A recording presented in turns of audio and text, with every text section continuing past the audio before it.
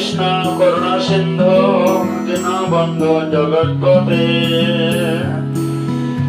গোপীশ গোপিকা কান্ত রাধাকান্ত নমস্তুতে।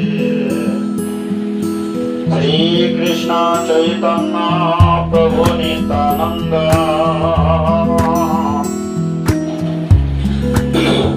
শ্রী অদ্বৈত গদাধর শিবাসাদি গৌর ভক্তবৃন্দ। হরে কৃষ্ণ কৃষ্ণ কৃষ্ণ হরে হরে, হরে রাম রাম রাম হরে হরে। হরে কৃষ্ণ। সতী স্বজন ভক্তবৃন্দ, শ্রী শ্রী গুরু গৌরাঙ্গের কৃপা অবলম্বনে আমরা ধারাবাহিক ভাবে চৈতন্য চরিতামৃত শ্রবণ কীর্তন করার ব্রতী হয়েছি।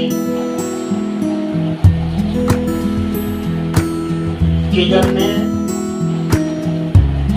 জড় জগতের মানুষ যা কিছু কর্ম করে সবকিছুর উপর একটা ফলের প্রয়াস, ফলের আকাঙ্ক্ষা, ফল পাবার একটা সূক্ষ্ম বাসনা থাকে।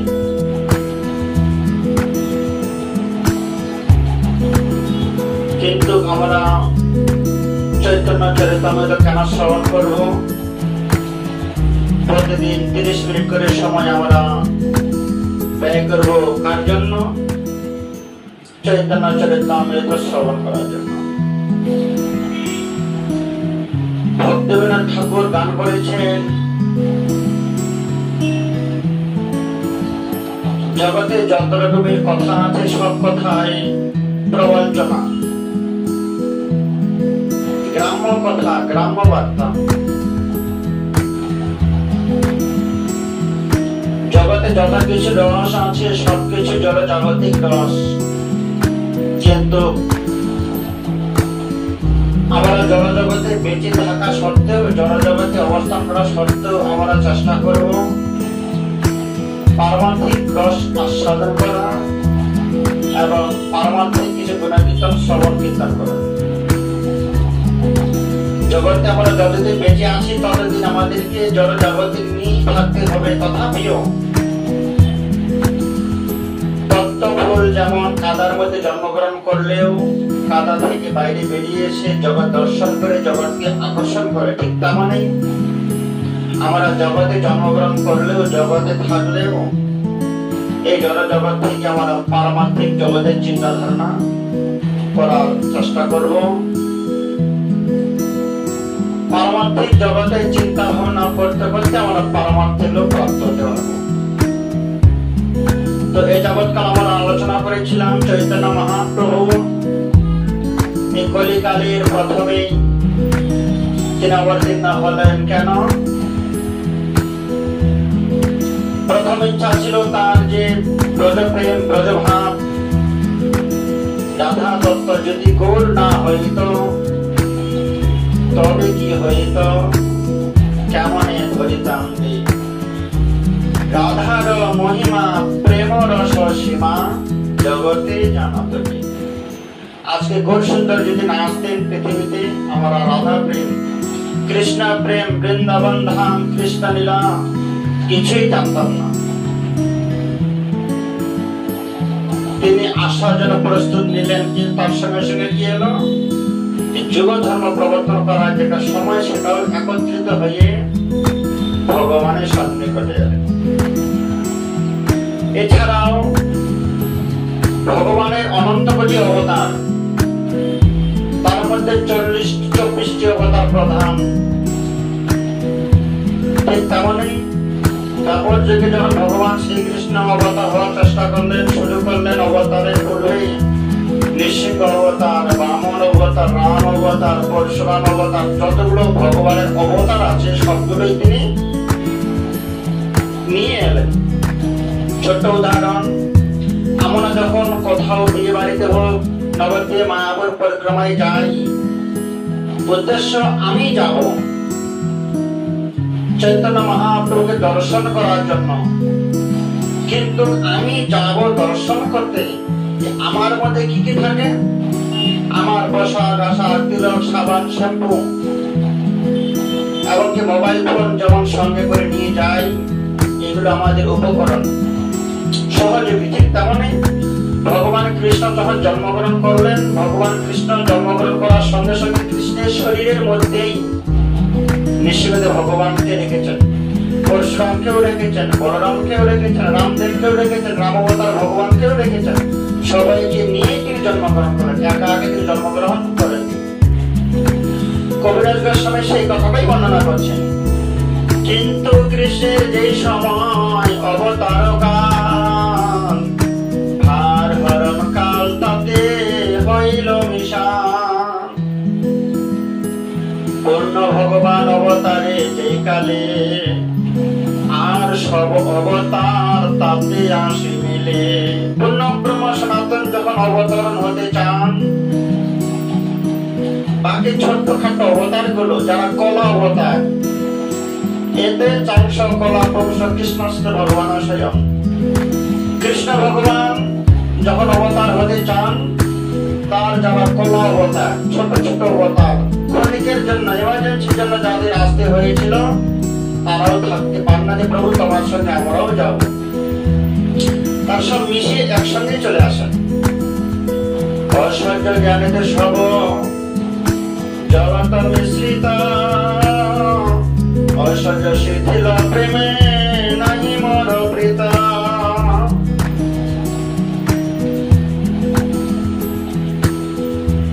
কলা অবতার আর অংশ অবতার আর পূর্ণ অবতার। ভগবান যে পরিপূর্ণ অবতার কৃষ্ণচন্দ্র, কৃষ্ণস্ত ভগবান স্বয়ং, তার অবতারের সঙ্গে তার যে কলা অবতার, সেগুলোর মধ্যে পার্থক্য কেমন?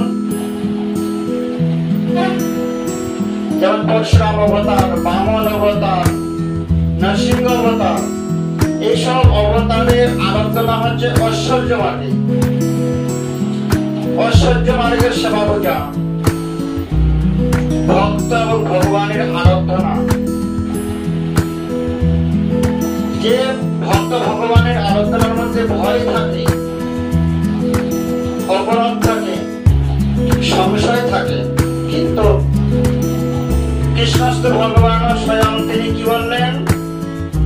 অন্যান্য অবতার গুলোর মধ্যে আমারই আরাধনা হয় বলতে, কিন্তু সেইগুলো ঐশ্বর্য মার্গে আরাধনা। কিন্তু ঐশ্বর্য ভাবে আরাধনা করলে না আমি প্রীতি লাভ করতে পারি, না যিনি আমার ভক্ত তিনি প্রীতি লাভ করতে পারেন। কেননা দুইজনের মধ্যে একটা ভয়, একটা সংকোচ, একটা আতঙ্ক থেকেই থাকে। মন উদার করে সেবা পূজা কারই করা যায় না। তারপরে কবিরাজ গোস্বামী কি বললেন? ঐশ্বর্য জ্ঞানেতে সব জগৎ মিশ্রিত, ঐশ্বর্য শিথিল প্রেমে নাহি মোর প্রীত। ভগবান বলছে যেখানে ঐশ্বর্য ভাব সেবা পূজা আছে, সেখানে আমার প্রেম প্রীতি নেই। আমার ঈশ্বর মানে আপনাকে, তার প্রেমে বশ আমি না হয় অধীন। যে ভক্ত আমাকে বড় মানে, যে কৃষ্ণ পরিপূর্ণ ভগবান, কৃষ্ণস্ত ভগবান স্বয়ং, যে ভগবানকে বড় মেনে আরাধনা করে, যে সেবক সেবককে ছোট মনে করে, যেখানে ছোট বড় বিচার আছে, সেখানে সেবা পূজার মাধ্যমে ভগবান প্রীতি লাভ করতে পারেন না। আমাকে তো যে যে ভক্ত ভজে যেভাবে, তার শেষে ভাবে ভজি মোর স্বভাবে। কি বলছে? যে যথামান প্রবদন্তে তংস্তদেব ভজামহং। ভক্তগণ, ভগবান বলছেন যে যে ভক্ত আমাকে যেভাবে আরাধনা করবে, আমি সেইভাবেই তাকে গ্রহণ করি। আমাকে যেভাবে ভজন করবে আমাকে সেভাবে তাকে আমি গ্রহণ করি, কিন্তু আমার ইচ্ছা, আমার প্রীতি, আমার একমাত্র কাম্য আমাকে বড় মনে করে, ভগবান মনে করে আরাধনা করা থেকেও কেউ যদি আমাকে আরাধনা করে কিভাবে, মোর পুত্র মোর সখা মোর প্রাণপতি, এইভাবে যেই মরে করে শুদ্ধ ভক্তি। আমরা আমাদের মতো করে ভগবানের আরাধনা করলে ভগবান সন্তুষ্ট হবেন, কিন্তু আমরা যদি ভগবানের মতো করে ভগবানের আরাধনা করি ভগবান বেশি সন্তোষ লাভ করবেন, প্রীতি লাভ করবেন। কিভাবে? ভগবান আশা করে অপেক্ষা করে কোন ভক্ত আমাকে আমার পুত্র জ্ঞানে আমার সেবা পূজা করুক, যে মোর পুত্র মোর সখা মোর প্রাণপতি, কৃষ্ণ আমার জগৎপতি, কৃষ্ণ আমার প্রভু, কৃষ্ণ আমার সন্তান, কৃষ্ণ আমার গোপাল। পুত্র সম জ্ঞান করে যদি লালন পালন ভগবানকে করতে পারি ভগবান সত্য ভক্তি গ্রহণ করে। সেটা আপনাকে বড় মানে আমারে সমহীন, সেইভাবে হই আমি তাহার অধীন। যে কৃষ্ণ বড় নয়, কৃষ্ণ আমার সন্তান তুল্য, কৃষ্ণ আমার প্রাণপতি, কৃষ্ণ আমার বন্ধু। এইভাবে শুদ্ধ ভক্তি করলে ভগবান কি হয়ে যায়? অহম ভক্ত পরাধীন, আমি ভক্তের অধীন হয়ে যাই। কেন? বাৎসল্য হয়ে, ছোট হয়ে যে প্রীতি লাভ করা যায় বড়দের কাছে থেকে, বড় হয়ে থাকলে ছোটদের কাছে প্রীতি লাভ করা যায় না। সেই জন্য কি বলছেন? মাতা মরে পুত্র ভাবে করে না বন্দন, অতিহীন জ্ঞানে করে লালন পালন। মা যশোমতী আমাকে তার বাৎসল্য প্রেমে পুত্র ভাবে লালন পালন করছেন। যে আমি যমুনার জলে যদি পড়ে যাই, বেশি মায়ের দুগ্ধ পান করলে যদি আমার হজম না হয়ে যায়, এবং কি গোচারণ করতে যাবো, মা যশোদা আমাকে পাদুকা দিতে চেয়েছিলেন যদি পায়ে কোনো কাটা পড়তে যায়। আমার কোনো জ্ঞানই নেই, আমাকে জ্ঞান দান করছেন কে? মাতা যশোমতী। সখা শুদ্ধ সখ্যে করে স্কন্দে আরোহণ, তুমি কোন বড় লোক তুমি আমি সম। এছাড়াও আমার সখাগণ শ্রীদাম সুদাম দাম বসুদাম সখা বৃন্দাগণ আমার স্কন্দে আরোহণ করে। কেন? সখ্য প্রেম। আমাকে বলতেন, কানাই তুই কোন বড় লোক, তুমি আমি দুজনই সমান, তুমিও গলার ছেলে আমিও গলার ছেলে, তুমি কোন বড় লোক তুমি আমি সমান, তুমি আমি সমান, আমরা সবাই মিত্রতা ভাব, তুমি বড় নও। ভগবান এতেই খুব খুশি হতে যে তারা আমাকে আপন করে গ্রহণ করছে, আপন করে সেবা করছে। প্রিয়া যদি মান করি করে ভৎসন, বেদস্তুতি হইতে হরে মোর মন। আমি না জানি তাহা না জানে গোপীগণ, দুয়ার উপগুণে দুয়ার নিত্য হরে মন। আমি জানতে পারছি না কি আমাকে ভালোবাসে, তারাও জানতে পারছে না আমি কাকে ভালোবাসি। আমি না জানি গোপীগণ, আমিও জানি না তারা আমাকে এতটা ভক্তি শ্রদ্ধা করে, তারাও জানে না তাদেরকে আমি এতখানি মনের মধ্যে রেখেছি। কিন্তু দুহার রূপে গুণে দুহার দর্শনে দুই জনের আলোচনার মধ্যে আমরা দুজন নিত্য প্রীতি লাভ করতে পারি। রাধা কৃষ্ণ এক আত্মা দুই দেহ ধরি, অনন্য বিলাসের আস্বাদন করি। যে রাধা কৃষ্ণ এক আত্মা, যেই রাধা সেই কৃষ্ণ, যেই কৃষ্ণ সেই রাধা। রাধা কৃষ্ণের মধ্যে কোন বিন্দু মাত্র পার্থক্য নেই। যেই রাধা সেই কৃষ্ণ এক আত্মা ধরি, দুই দেহ ধরি। রাধা কৃষ্ণ এক আত্মা, দুই না হলে তাই এক আত্মাকে যেমন একটা রসগোল্লাকে দুই ভাগ করে দিলে, কোন বস্তুকে দুই ভাগ করে দিলে যেমন আলাদা কিছু থাকে না, ঠিক তেমনি রাধা কৃষ্ণ একটাই আত্মার দুইটা রূপ ধারণ করে পৃথিবীতে অবতরণ করলেন এবং কি অনন্য বিলাস রস আস্বাদন করি। এক থেকে দুইজন, একজন কৃষ্ণ থেকে রাধা কৃষ্ণ দুই ভাগ হয়ে গেলেন। আবার কলিযুগে সে দুইজন ব্যক্তি রাধা এবং কৃষ্ণ দুইজন ব্যক্তি একত্রিত হয়ে গেলেন। কিভাবে? সেই দুই এক চৈতন্য গোসাই ভাব আস্বাদিতে দোহে হইলা একথায়। যে আমরা রাধা কৃষ্ণ দুইজন হয়ে কি প্রেম করেছিলাম, কি আস্বাদন করেছিলাম, কি অনুভব করেছি, কি বিচ্ছেদ, কি সম্ভব, কি বিপ্রলম্ব ভাব ছিল, সেই ভাবগুলো আবার নতুন করে আস্বাদন করার জন্য কি হলো, সেই দুই এক চৈতন্য গোসাই তার রাধা কৃষ্ণ মিলিত করল শ্রী গৌর সুন্দর সেই চৈতন্য গোসাই হয়ে পৃথিবীতে প্রকাশিত হলো। রাধা পূর্ণ শক্তি, কৃষ্ণ পূর্ণ শক্তিমান, দুই বস্তু ভেদ নাই শাস্ত্রে প্রমাণ। না জানি রাধার প্রেমে আছে কত বল, যে বলে আমারে করে সদা বিহবল। কি বলছেন? কৃষ্ণ প্রেমে কি শক্তি আছে চৈতন্যদেব সেটা প্রকাশ করলেন না। কি বলছেন? না জানি রাধার প্রেমে আছে কত বল, না জানি শ্রীমতী রাধারানীর প্রেমে কত বল, কত শক্তি আছে। কেন? সে রাধা প্রেম আস্বাদন করার জন্য তো তিনি জগতে প্রকটিত হয়েছেন। রাধিকা প্রেম গুরু আমি শীর্ষ সদা আমার নানা নৃত্যে না যায় উদ্ভট। কেননা দাপর যুগে রাধার প্রেমে রাধার নিত্য দর্শন করে ভগবান শ্রীকৃষ্ণ নৃত্য করেছিলেন। আজকে সেই নৃত্যকার চৈতন্য মহাপ্রভু নৃত্য করছেন। কিভাবে? আমাকে সদা বিভিন্ন ভাবে বিভিন্ন নৃত্যে নৃত্য করাচ্ছেন। কে?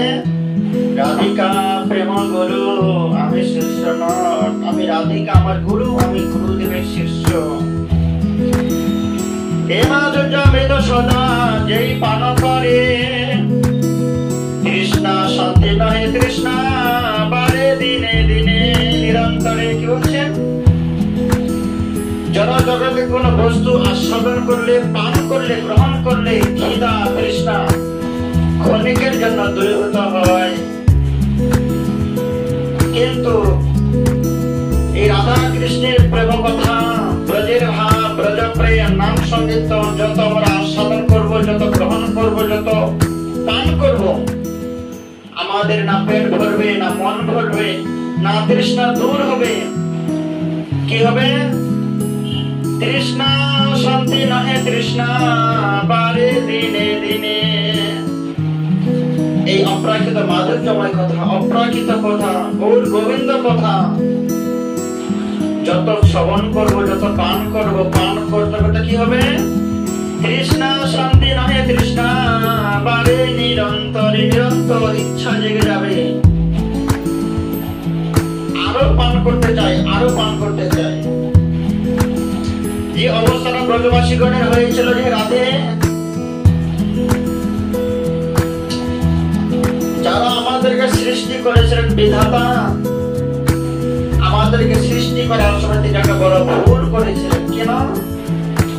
আমাদেরকে যেহেতু কৃষ্ণ প্রেম আস্বাদন করার জন্যই ব্রজধামে দর্শন জন্ম দিয়েছিলেন, যেহেতু আমাদেরকে কৃষ্ণ দর্শন করার জন্য ব্রজধামে জন্ম দিয়েছিলেন, তাহলে আমাদেরকে দুটো কর্ণ দিয়ে কেন জন্মগ্রহণ করালেন?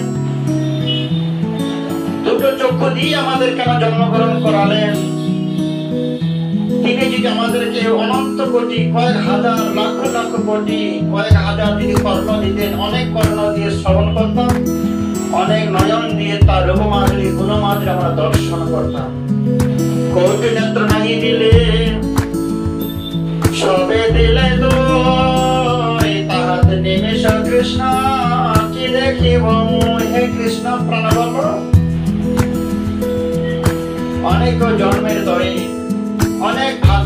ব্রজধামে জন্মগ্রহণ করেছি তোমাকে দর্শন করার জন্য, কিন্তু আজকে আমার অভিলাষ হচ্ছে কি অভিলাষ? আমার যদি কোটি কোটি চক্ষু থাকতো, কোটি নেত্র থাকতো, কোটি নেত্র দিয়ে তোমাকে আমি দর্শন করতাম। আমার যদি কোটি কর্ণ থাকতো, অনেকগুলো কর্ণ দিয়ে তোমার ভগবানের গুণকীর্তন শ্রবণ করতাম। কিন্তু দুর্ভাগ্যবশত দুটি চক্ষু লাভ করেছি, দুটা চোখের মধ্যে আবার পলক করে আবার বাধা সৃষ্টি হয়। নিত্যদিন সুন্দরভাবে স্বাধীনভাবে তোমাকে আমরা দর্শন করতেও পারি না। কৃষ্ণ বলো কোন বিনা নেত্রে ফল নাহিয়া, যেই জন কৃষ্ণ দেখে সেই ভাগ্যবান। যারা কৃষ্ণ দর্শন করে তাদের মতো ভাগ্য কারো নেই। আমরা মনে করি আমাদের বাড়ি গাড়ি টাকা পয়সা আছে, আমরা ভাগ্যবান ভাগ্যবতী, কিন্তু না। কবিরাজ গোস্বামী কি বললেন? জাগতিক সুখ পশু পাখিদেরও থাকে, কিন্তু তারা তো ভাগ্যবান নয়। ভাগ্যবান কারা? জনম সফলতা কৃষ্ণ দর্শন, যাদের কৃষ্ণ দর্শন হয়েছে, যাদের কৃষ্ণ দর্শন হয়, তাদের মতো ভাগ্যবান ভাগ্যবতী আর জগতে কেউ নেই। গোপীগণের প্রেম গুরু ভাবনা, বিশুদ্ধ নির্মল প্রেম কভু নাহি কাম। কাম প্রেম দুহাকার বিভিন্ন লক্ষণ, লৌহ আর হেম জয়ছে স্বরূপে বিলক্ষণ। আপন্দ্র পৃথিবাঞ্চা তারে বলিকা, কৃষ্ণেন্দ্রিয় পৃথিবাঞ্চা ধরে প্রেমনা। কৃষ্ণ প্রেম কি? কৃষ্ণের সুখের জন্য যা কিছু করা হয় সেটা হচ্ছে কৃষ্ণ প্রেম। আর নিজের ইন্দ্রিয়ের জন্য, নিজের সুখের জন্য যা কিছু আমরা করবো সেটা হচ্ছে কাম। কাম প্রেম বহুত অন্তর। প্রেম হচ্ছে নির্মল ভাস্কর, কাম অন্ধতম, প্রেম নির্মল ভাস্কর। প্রেমের মধ্যে কোনো পাপ নেই, প্রেমের মধ্যে কোনো অন্ধকার নেই।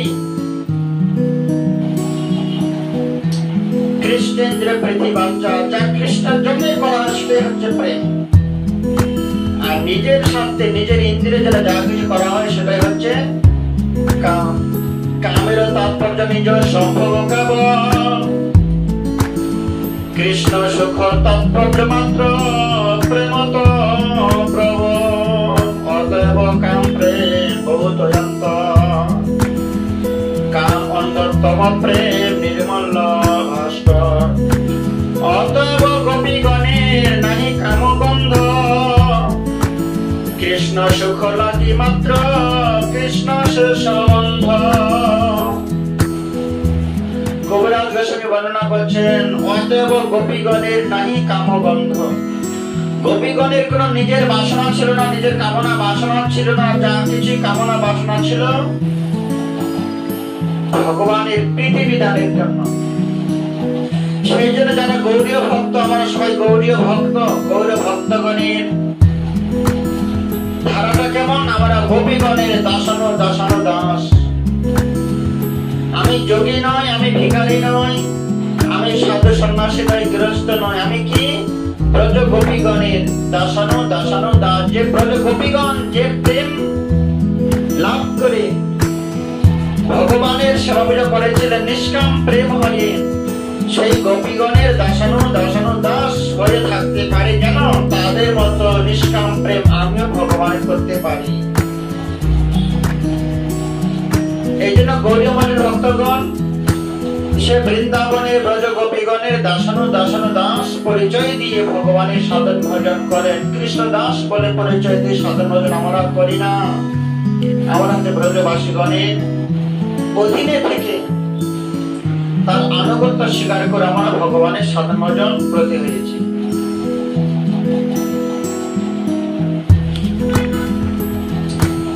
আত্মা সুখ দুঃখ গোপীর নাহি কবিচার, কৃষ্ণ সুখ হেতু করে সব ব্যবহার।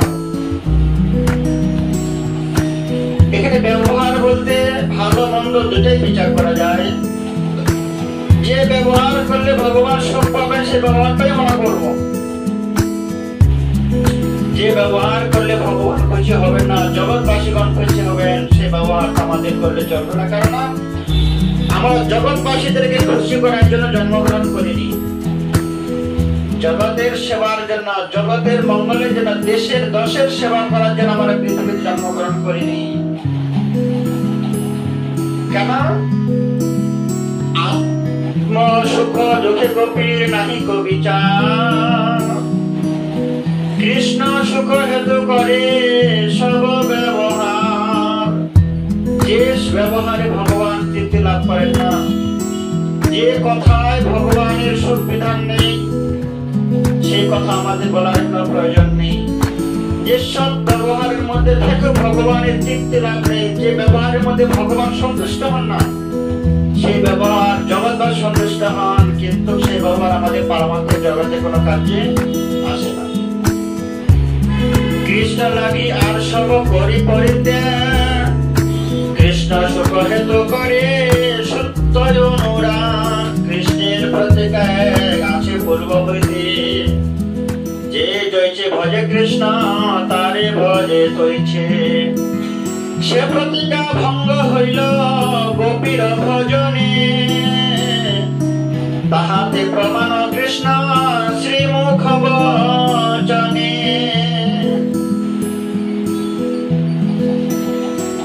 সত্যযুগে ভগবান বিষ্ণু তার সেবকগণের কাছে সাধন ভজনের সেবা গ্রহণ করে। কোন সেবকগণের কাছে তিনি ঋণী হয়েছেন এই কথাটা বলেননি। এবং কি দাপর যুগে ভগবান শ্রীকৃষ্ণ, ত্রেতা যুগে ভগবান রামচন্দ্র অযোধ্যাবাসীগণের সেবা পূজা গ্রহণ করার পরেও ভগবান রামচন্দ্র কখনো বলেনি, হে অযোধ্যাবাসীগণ, আমি তোমাদের কাছে ঋণী, তোমরা যা আমার সেবা পূজা করেছিলে এতে আমি তোমাদের কাছে ঋণী থাকলাম বলেন। কিন্তু বললেন কথায় ভগবান শ্রীকৃষ্ণ, হে ব্রজগোপীগণ, তোমরা যা আমার সঙ্গে নিষ্কাম প্রেম করেছিলে এখনো প্রেম করো, নিষ্কাম ভাবে আমার সেবা পূজা, আমার ভালোর জন্য, আমার সেবার জন্য স্ত্রী পুত্র পুত্র সন্তান ঘর বাড়ি সবকিছু পরিত্যাগ করে আমার সেবা পূজা তোমরা ব্রতী হয়েছ, আমি তোমার কাছে। এখানে কি বললেন? এই দেখা করলো আমি কৃষ্ণের সমর্পণ, তার ধন তারে সম্ভব কারণ। ভগবান নিজের মুখে বললেন, সে প্রতিজ্ঞা ভঙ্গ হইল গোপীর ভজনে, তাহাতে প্রমাণ কৃষ্ণ শ্রীমুখ বচনে। ভগবান শ্রীকৃষ্ণ নিজের মুখেই বললেন, হে গোপীগণ, আমি তোমাদের কাছে ঋণী, ললিতা বিশাখা সখীগণের কাছে ঋণী, শ্রীমতী রাধারানীর কাছে চির ঋণী, যে ঋণ কোনদিন আমি শোধ করতে পারবো না। সেই ঋণ শোধ করার জন্যই চৈতন্য মহাপ্রভু নবদ্বীপ ধামে জন্মগ্রহণ করলেন, তার প্রেম আস্বাদন করার জন্য, তার ভাব আস্বাদন করার জন্য। এই দেহ দর্শন পরশনে কৃষ্ণের সন্তোষ, এই লাগে করি অঙ্গের মার্জন ভূষণ। গোপীগণ যে স্নান করতেন, যে অঙ্গরাগ করতেন, তেনারা বসন ভূষণ যে পরিধান করতেন, সবকিছু কার জন্য? কৃষ্ণের জন্য। কৃষ্ণ আমাকে দেখবে, আমাকে দর্শন করবে, আমি সুন্দর করে অলঙ্কার করে ভগবানের কাছে দাঁড়াবো, ভগবান আমাকে দর্শন করবে। ব্রজবাসীগণ ইচ্ছা ছিল সুন্দর বদন কমল যেমন ভগবানের দর্শন করি, ভগবানও আমাকে দর্শন করবেন, আমাকে সুন্দর করে ললাটে তিলক সেবা করে, দাদযন্ত্রের তিলক সেবা করে, গলে বস্ত্র কৃতাঞ্জলি, বৈষ্ণবনী কটে দন্তে তৃণা করি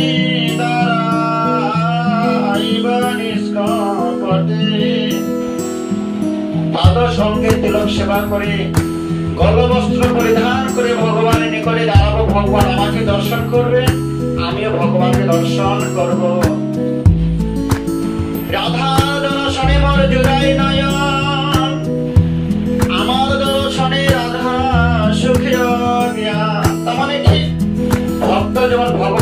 দর্শন করতে চায় ঠিক তেমনি ভগবান অপেক্ষা করে আমিও আমার ভক্তগণকে দর্শন করব, আমার তত্ত্ব হৃদয়টাকে শীতল করব ভগবানকে দর্শন করে। আর ভক্তরা কি চায়? আমারও চিতাম জ্বালা দূর করো ভগবানকে দর্শন করে। রাধিকার ভাবকান্তি অঙ্গীকার বিনে সেই দিন সুখ কভু নয় আস্বাদনে। আবার বলছেন চৈতন্য মহাপ্রভু নবদ্বীপ ধামে আসার কারণ কি? তিনটা কারণ। রাধারানীর ভাব কান্তে যদি গ্রহণ না করি, রাধার মতো হয়ে যদি আমি নবদ্বীপ ধামে যেতে না পারি, রাধার প্রেম যে কৃষ্ণের সেবা করে কি সুখ পাওয়া যায়, কৃষ্ণ কথা শ্রবণ করে কি আনন্দ পাওয়া যায়, কৃষ্ণকে অনুভব করার জন্যই ভগবান শ্রীকৃষ্ণ রাধার ভাব আস্বাদন করে, রাধার ভাব কান্তি অবলম্বন করে তিনি নবদ্বীপ ধামে জন্মগ্রহণ করলেন। রাধা ভাব অঙ্গী করি ধরি তার বর্ণ, তিন সুখ আস্বাদিতে হব অবতীর্ণ। নবদ্বীপে শচী গর্ভ শুদ্ধ দুগ্ধ সিন্ধু, তাহাতে প্রকট হইল কৃষ্ণ পূর্ণ ইন্দু। আজকে ভগবান জন্মগ্রহণ করছেন কেন? আমাদের মনে রাখতে হবে, এখনো আমরা চৈতন্য চরিতামৃতের ভিতরে প্রবেশ করিনি, সবাই চৈতন্য মহাপ্রভুর পরিচয় লাভ করছি। যে কি কারণে গোলক বৃন্দাবন ছেড়ে নবদ্বীপ ধামে জন্মগ্রহণ হতে হলো, আমরা এখনো 3 দিন যাবৎ মহাপ্রভুর পরিচয়টাই শুধু গ্রহণ করছি। তো ভগবান শ্রীকৃষ্ণ তাপস যুগে রাধারানীকে বলে, রাধে তোমার প্রেম তোমার ভাবকান্তি অবলম্বন করে কৃষ্ণ সবাই কি সুখ তা আস্বাদন করার জন্য আমি এই কালবরণ করিব ধারণ তোমার অঙ্গের কান্তি। আমি তোমার অঙ্গ কান্তি ধারণ করে তোমার সেবা গ্রহণ করবো রাধে। সেই দিন আমি তোমার ঋণ শোধ করে তোমার ভাবে ভাবিত হয়ে গ্রামে গ্রামে রাস্তা রাস্তায় নগরে নগরে তোমার নাম গুণকীর্তন প্রচার করব। যে নাম সংকীর্তন প্রচার প্রসার করে আগ্রহ সেটা যেন কোনো জীব গ্রহণ করতে পারে, লাভ করতে পারে, তারাও তোমার দাদা প্রেম আস্বাদন করে পুনরায় আবার গোলক বৃন্দাবনে ফিরে আসতে পারবে। এখানে আমরা চৈতন্য মহাপ্রভুর পরিচয় জানতে পারলাম। এরপরে আমরা চৈতন্য মহাপ্রভুর প্রচারিত প্রসারিত ধর্ম ধীরে ধীরে ধারাবাহিক ভাবে আস্বাদন করব।